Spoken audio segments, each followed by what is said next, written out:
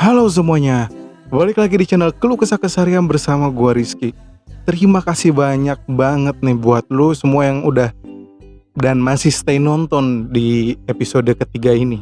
Gak kerasa udah episode 3 aja, terima kasih banyak banget karena tontonan lu nyupport banget buat gua. Jadi mau bahas tentang apa sih hari ini? Gue pengen bahas banget tentang bad inner circle karena ini relate banget sih sama kehidupan kecil gua.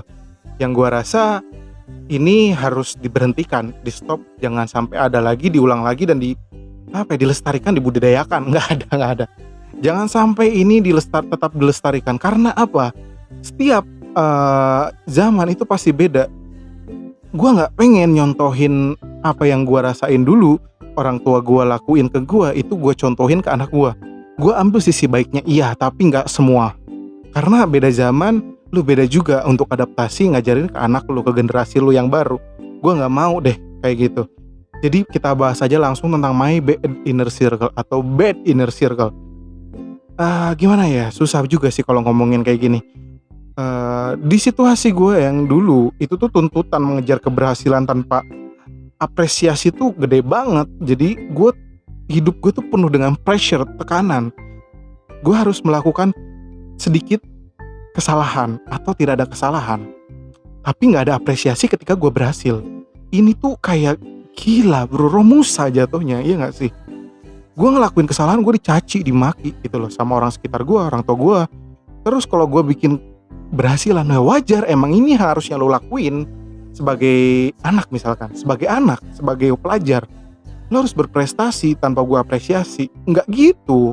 Gue pikir-pikir gue nggak mau ngelestariin kayak gini, nggak penting gitu loh. Ya kalau lu bikin kesalahan ya lu rangkul, lu tanya kenapa harusnya. Sebagai orang tua tuh ngerangkul ke anaknya, kenapa lu bikin kesalahan, apa yang bikin lu jadi seperti ini, dirangkul, ditanya, lalu cari jalan keluarnya.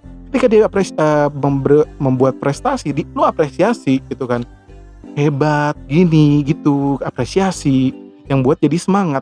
Nggak yang lu bikin kesalahan, lu dicaci, bikin prestasi lu nggak ada apresiasi, kan gila kayak gini. Seperti ini tuh ya harusnya di stop gitu loh.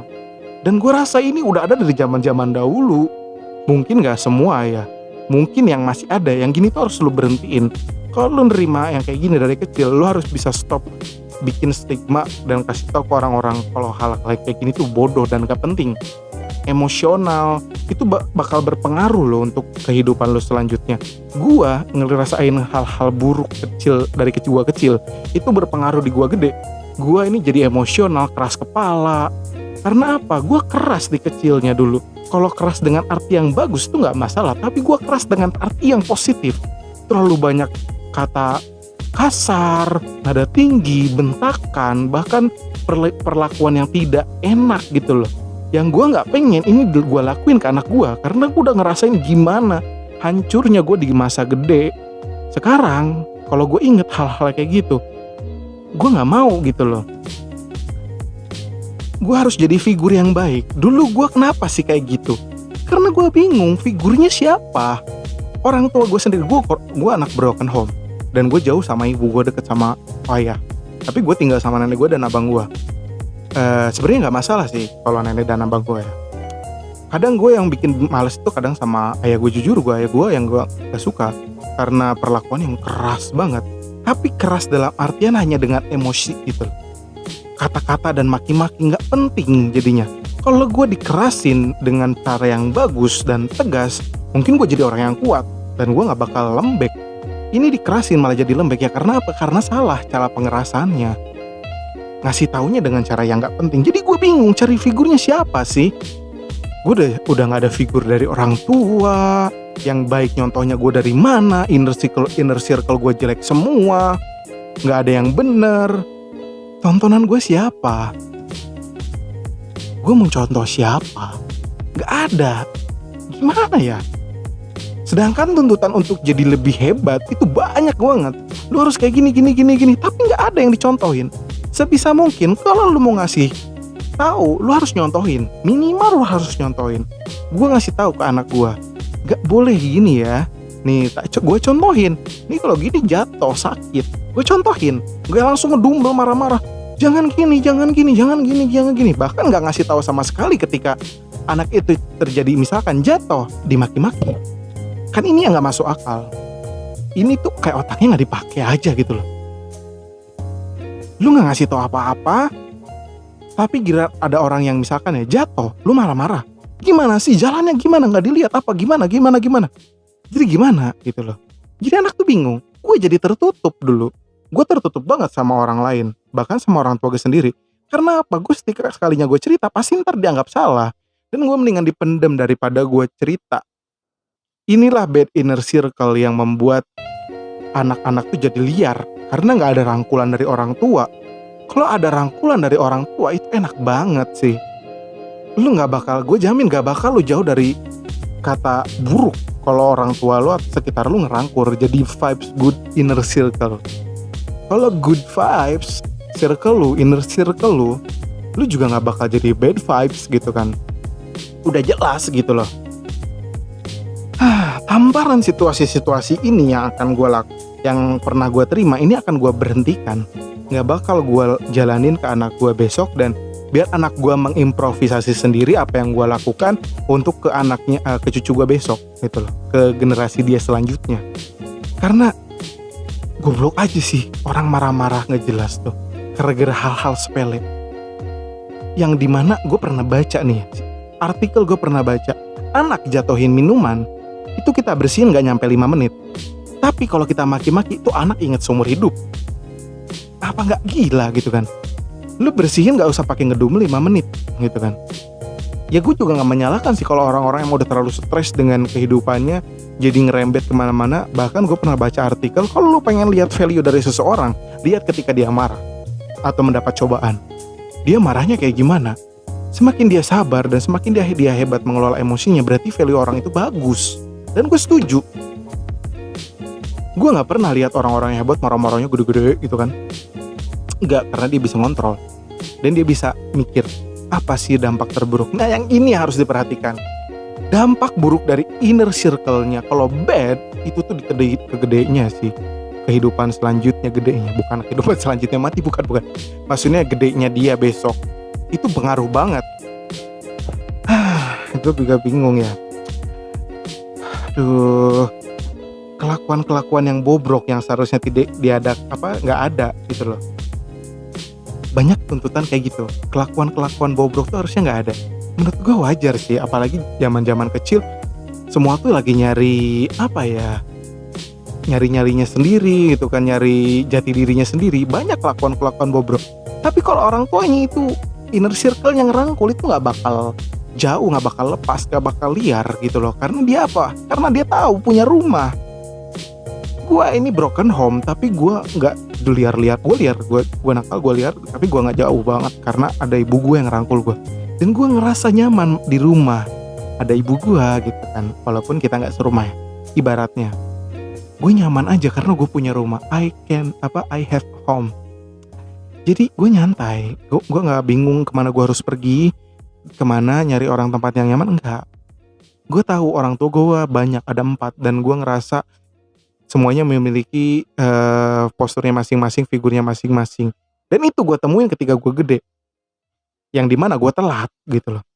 Makanya gue berprestasinya ketika gue di sekolah menengah atas, udah akhir-akhir, karena gue udah ngerasain nemuin jati diri gue. Dan gue rasa gue juga udah bisa memilah ininya inner circle gue jelek, gue bisa jauhin.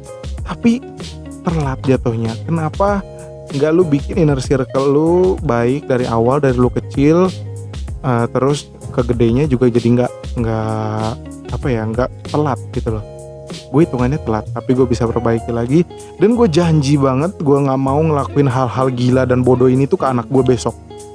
Dan anak gue pun bakal kasih tahu untuk generasi dia selanjutnya, jangan ngelakukan hal-hal kayak gini karena berdampak jelek banget dan buruk banget. Mental terganggu gitu kan, kena mental. Makanya kenapa sih inner circle-nya tetap ada? Karena ya itu tadi, kebanyakan tekanan dari orang lain. Contohnya gue ditekan sama orang tua gue, dan orang tua gue ngelihat dari sekitarnya dia, anaknya tuh gak kayak gini loh pak, kok anakmu kayak gini. Jadi dia neken dan dia bingung ngasih taunya gimana ke ke gua jadinya ya pakai marah-marah. Nah ya inilah yang goblok gitu kan. Kenapa gua bilang goblok? Aduh bingung banget ya. Gue juga bingung, nggak bingung sih sebenarnya. Gini loh, gue pernah baca artikel lagi, anak yang bandel, yang gak bisa dikasih tahu, itu kebiasaannya dapat omongan-omongan yang nada tinggi, cacian, makian, kata-kata yang tinggi, nadanya tinggi-tinggi. Jadi dikasih tahu jadinya dongo gitu kan. Dan gue dulu pernah ada di posisi ini. Karena apa? Gue kalau nurut sama ayah gue pun nanti salah, dimarahin. Karena gak sesuai ekspektasinya ayah gue tinggi. Tapi kalau gue gak bisa, ya gue dimarahin. Ya mending gak bisa lah.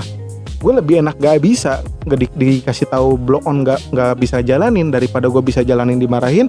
Mendingan gue gak bisa jalanin. Gue gak mikir gimana harus ngejalanin apa yang ayah gue minta, daripada gue harus jalanin, udah ngorbanin pikiran gue, harus ngelakuin apa yang dia pingin, tapi ketika gue gagal, gue dimarah-marahin tanpa dia lihat perjuangannya apa. Ini juga salah satu kenapa my inner circle jelek ini tuh tetap ada. Kebanyakan orang-orang yang ada hidup di dalam bad inner circle ini tuh, ini orang-orang yang gak pernah ngehargain perjuangan gitu loh, gak pernah ngehargain sebuah perjuangan, rintisan gitu loh, ngerintis gitu loh. Dia nggak pernah ngerasain gitu loh perjuangan dan kerja keras apa yang udah dilakukan sama seseorang. Biasanya dia nganggap sepele aja lah, bisa lah kayak gitu mah, kecil. Tapi dia sendiri nggak bisa gitu loh. Kayak gue ini disuruh mandiri sama orang yang masih ketergantungan dari sama orang lain gitu loh. Bahkan hal sekecil apapun dia masih minta tolong. Masa gue harus suruh mandiri sama orang kayak gituan? Kan nggak ada gininya gitu loh. Iya nggak sih? Ya ini tadi balik ke omongan gue tadi. Kalau lu mau ngasih tahu, lu kasih contoh. Pakai baju, ntar sakit masuk angin, tapi dia sendiri nggak pakai baju. Harus gini, tapi lu nggak nyontohin harus kayak gimana. Yang kayak gini tuh gila banget. Gue dulu disuruh belajar sama tetangga gue, tapi mereka sendiri main, gitu kan lucu. Stop lah bad inner circle ini tuh. Untuk apa? Untuk kedepannya hidup jadi lebih baik lagi. Jangan dilestarikan, jangan dibudayakan. Gue minta stop. Kalau ada yang kayak gini kasih tahu juga baik-baik. Dampaknya, yang terjelas sih dampak, efeknya ini tuh gede banget buat kehidupan waktu gede. Jadi lu ngeluangin emosi lu untuk sesuatu yang indah besok gitu loh. Lu dengan lu gak emosian aja, dengan lu bisa santai, lu inget deh, orang yang hebat tuh nilai value-nya tinggi tuh dilihat dari dia mengolah emosinya. Jangan pernah menyangkut hal-hal nggak penting itu kepada orang lain. Misalkan lu lagi stres gara-gara A, yang masalahnya, yang harusnya masalahnya lu rasain sendiri, tapi lu malah lemparin ke orang lain dengan emosi gitu kan. Gue nggak tahu masalahnya apa, tapi kok gue kena getahnya. Nah, yang gini nih orang-orang yang harus diperbaiki lagi. Yang gini tuh salah gitu loh. Ya yang gini juga cikal bakal bad inner circle ini tuh tetap ada. Jadi stop lah.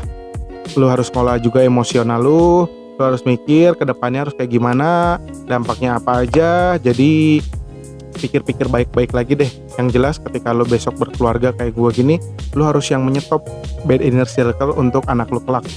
Biar anak lu juga gak ngerasain hal-hal yang jelek apa yang udah lu rasain. Kalau lu punya cerita yang relate sama kehidupan gue. Sorry. Mungkin itu aja sih pembahasan hari ini, tema dari video ini. Mungkin gue besok mau bahas tentang yang lagi relate juga sih sama kehidupan gue.